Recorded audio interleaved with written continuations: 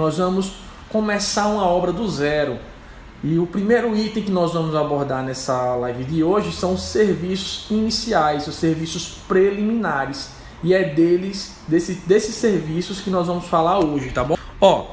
Isso aqui é uma planilha de uma obra que nós executamos em um determinado município aqui do estado. E aqui a gente deixou alguns itens que é o que nós iremos abordar hoje. São os serviços e despesas iniciais, ou seja, os serviços preliminares de um empreendimento, tá certo? Desses serviços eu vou falar aqui de cada um deles. Aqui está a unidade de medida. Por exemplo, a placa da obra. Qual a unidade de medida dela? A placa da obra nós aferimos e medimos a partir de metro quadrado. Ou seja, qual é a dimensão que tem que ter minha placa? A gente vai dizer aqui, vai deixar um manual para vocês baixarem. Ligação provisória de água, a gente tem uma unidade. Ligação provisória de esgoto. E vou falar um pouquinho de cada um desses itens, tá certo? A placa da obra, ela tem caráter de lei. Aqui está a lei que dá embasamento ao que eu estou te falando, mas eu não vou me adentrar muito a isso, basta vocês lerem. Mas ela tem por finalidade a identificação do exercício profissional das pessoas físicas e jurídicas na obra. Ou seja, empresa ou não, você tem que botar a placa da obra. Mesmo não sendo empresa, o profissional vai lá no CREA, solicita. Eu estava até com um modelo no carro, esqueci de subir aqui para o escritório, mas você tem que identificar ela, tá certo? Nas instalações e nos serviços de engenharia. Então, tá claro, é norma, é lei, tá certo? Lei federal, tá aqui o número da lei e a referência, tá bom? A placa da obra, ela geralmente é de 3x2, mas não é regra. Existe um manual de obras do governo federal que ele dá todos os tipos de placa, como devem ser, o que deve contar nessa placa. O preço SINAP dessa placa é de aproximadamente R$ 317,23, segundo o SINAP, sem BDI, gente. Ou seja, uma placa dessa, sem lucro, sem BDI, só o custo dela, de acordo com o banco de dados SINAP, dá em torno de R$ 1.900. É uma placa cara, muito cara. E a gente tem algumas formas de amenizar esse preço, entendeu? Como é que a gente faz isso, Felipe? A gente usa a estrutura de metalon e bota a napa.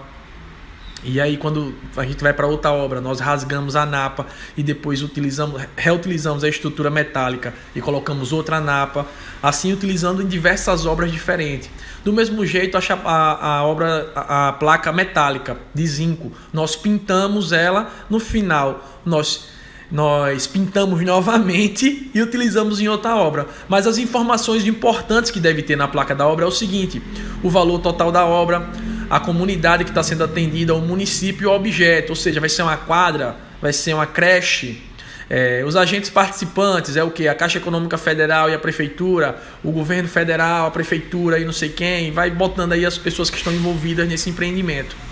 O início da obra e o término da obra. E aqui o contato para denúncias e reclamações. Essa aqui é a placa do Ministério de Transporte, DENIT, mas eu vou deixar aqui o manual de obras do governo federal, que tem especificando obra por obra como é que tem que ser feito. A obra é a primeira etapa, gente. Por que a primeira etapa? Quando a gente chega num local que ninguém conhece, que está só o terreno, a primeira coisa que nós identificamos para caracterizar a obra é a placa. Que essa placa vai servir também para os teus fornecedores te encontrarem, vai servir para questões de fiscalização, para os entes federados, para você solicitar os serviços posteriores a ela. Porque um terreno vazio sem nada, a gente não tem como caracterizar como obra. Então a primeira coisa que a gente coloca é a placa, tá bom? Então assim, a placa aqui, sem BDI, vamos botar com BDI de 30% aqui, ela vai para R$ 2.300, R$ 2.400. Então é uma placa que dá para você lucrar se você souber fazer de maneira correta, para reaproveitar em 3, 4, 5, 6 obras e diluir ela aí num custo bem menor, tá bom? Resumindo, 3x2 é o que o governo federal geralmente manda nas planilhas dele, que você pode fazer isso aqui tranquilo, mas para cada tipo de obra existe um manual. A moldura da placa, geralmente a gente faz ela de barrotes, de madeira, que é a estrutura que nós vamos fixar no chão ou fixar em algum local. Porque depois nós podemos retirar, colocar em outro canto, colocar a placa, mudar a placa, levar para outra obra, entendeu? Então, para fazer a moldura nós utilizamos o barrote, porque é um material com ótimo custo-benefício, tá certo? E aqui estão algumas fotos de como você fixar a placa. Olha aqui, uma UPA em um município fixada aqui no gradil de uma quadra, A UPA provavelmente vai ser aí, nesse terreno ou ao lado. Aqui, ó, os barrotes que eu te falei, ó, a moldura que está ao redor, por dentro, e você fixa nela para ficar bem fixe, como a gente costuma dizer em obra. O vento pode bater e não derruba, ó, em 3 pilares de barrote, ou seja, montantes na vertical. Ó, um outro modelo de placa, todas seguindo na verdade o mesmo modelo, mudando apenas o objeto, mudando apenas o que é que vai ser feito. É um típico modelo do governo federal que nós podemos adotar.